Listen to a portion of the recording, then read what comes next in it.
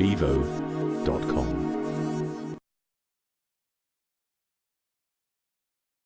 So with the economy as it is, and with price comparative shopping going on, is price going to become the king of the P's?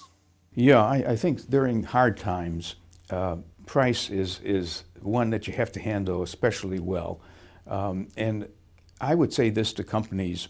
Many of them don't want to initiate a price cut, right? Because they know that if they initiate it, the competitors are going to match them with a price cut. So maybe for a little period, no one's cutting the price. For example, Starbucks is still $3 or $4 a cup of coffee.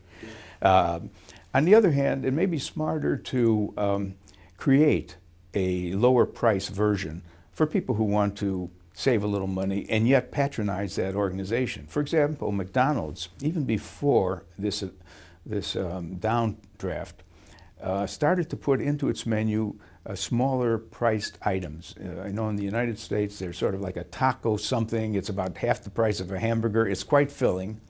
And that's smart. That's smart. Because now the criticism of things like that is, well, what you've done is you've cannibalized the higher margin products.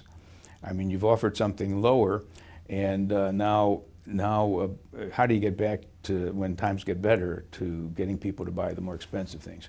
But in general, I think there are two ways to manage the price retaliation or pressure.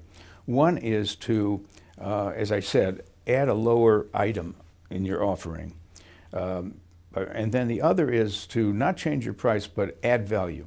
Mr. Customer, we know that it's hard to nowadays to pay for everything at the rates they were selling for, but we're going to absorb the shipping expense on the refrigerator.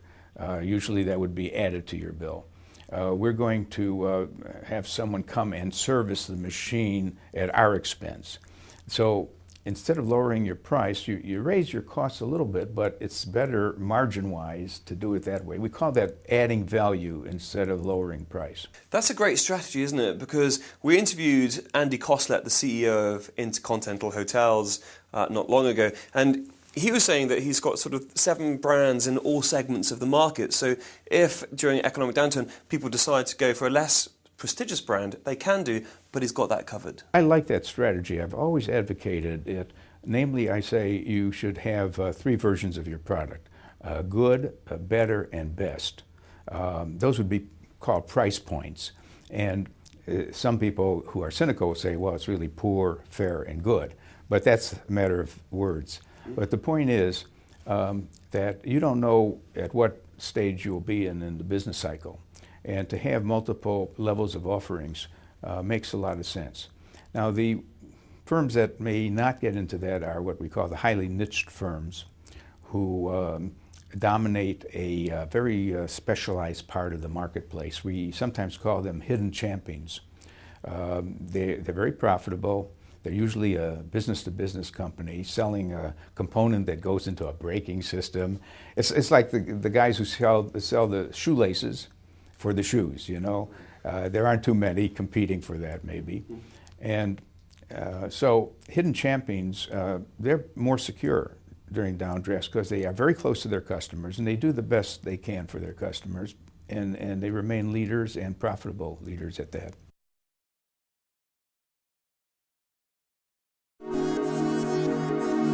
bevo.com